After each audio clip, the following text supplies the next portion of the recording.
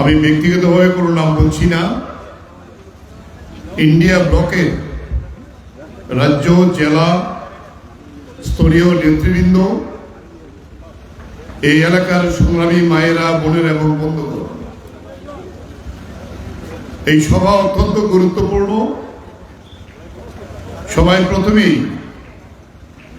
সভাপতি মণ্ডলীর পক্ষে বলেছেন কংগ্রেস দলের সভাপতি, তিনি মূল বিষয়টা আলোচনা করেছেন। এরপরে অন্য বক্তারা আছেন। আমি যে কথাটা বলবো, এটা বিশেষ পরিস্থিতির মধ্যে দিয়ে আমাদের দেশে আমরা করেছি।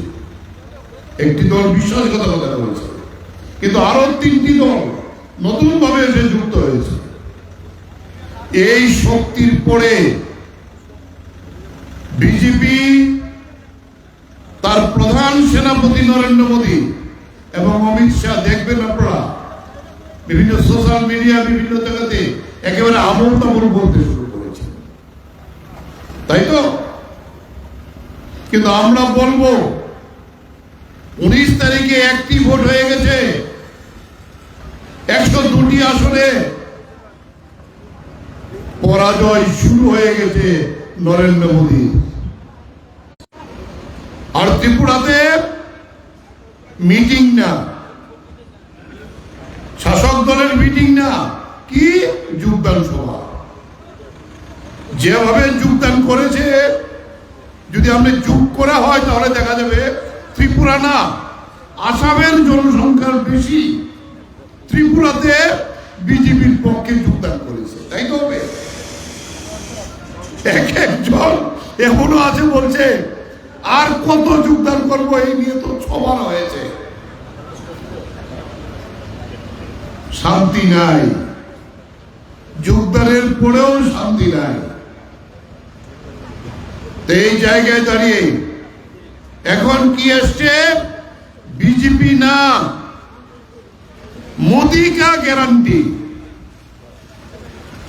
তা আমরা জিজ্ঞেস করতে চাই নরেন্দ্র মোদীকে, 2014 সালে এরকম আপনি বলেছিলেন, আপনি যদি ক্ষমতায় আসতে পারেন, আমি ওয়াদা করছি, আমি গ্যারান্টি দিচ্ছি, দেশের সবচেয়ে বড় সমস্যা বেরোজগারি, আমি ক্ষমতায় আসলে বছরে এই দামে আমরা কিনবো। তার যে কর্জা ঋণ, সেটা সরকারি হোক, ব্যাংক হোক, বেসরকারি হোক, মুকুব করে দেব, যাতে আর কোনো কৃষককে আত্মহত্যা করতে না। এখন কিসের গ্যারান্টি? আমরা চাই যে ফর্মুলা করেছে, ফসল উৎপাদন করতে যে খরচা হয় তার 1.5 গুণ দাম দিয়ে আমরা কৃষকের ফসল সরকার কিনে দেবে। এককালীন সমস্ত ঋণ আমরা মুকুব করব। বলে গেছেন কংগ্রেস দলের সভাপতি শুরু করতে দেরি হয়েছে। আমি শুধু, আমরাও যদি এই রাজ্যের নাগরিক, দেশের নাগরিক, বিজেপির বন্ধুরাও তো এই দেশের নাগরিকই। কেন আপনারা আমাদের লোকদের ভয় দেখাচ্ছেন? বলছে ভোট দিতে যেও না। আমি গত 4 দিন এই উত্তর জেলা, তারা দল ত্যাগ করে দিয়েছে। তাই দিল্লির সরকার যদি না থাকে, মানিক শাহ সরকারের কোন গ্যারান্টি কি আপনারা দিতে পারবেন? করতে চাই, এই রাজ্যের একটা বিরাট ইতিহাস আছে। এই আসন 1952 সালে এই পূর্ব আসনে দশরথ দেব, ওনার বিরুদ্ধে হুলিয়া ছিল, রাজপথে রয়েছে সেই ধরনের অত্যন্ত গুরুত্বপূর্ণ।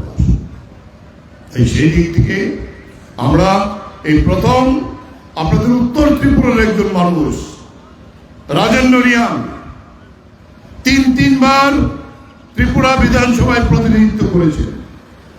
এডিসির আর ওনার বিরুদ্ধে যে দাঁড়িয়েছে, কোথেকে এসেছে আমরা তো কোনোদিন নাম শুনিনি।